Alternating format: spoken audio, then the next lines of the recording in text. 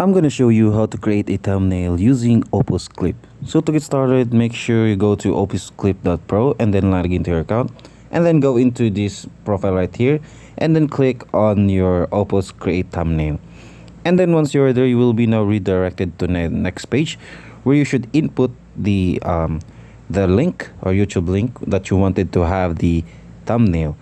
So from here, let's say I'm gonna copy a thumbnail using this video right here. So all you have to do is just copy the thumbnail or right click on this one and then copy the thumbnail or the link. And from there, all you have to do is just paste it on here. And then once you paste it here, just have to click on get free thumbnail. And once, make sure that it's already it's also verified, so you can create one. And then once you're done with that, it will start to generate your thumbnail. So all you have to do is just wait for a bit.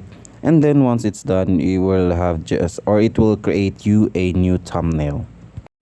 And then your thumbnails are ready, so you can now download the thumbnails that it created and then make it to you and use it as your thumbnail. So that's pretty much it. That's how to create a thumbnail with Opus Clip.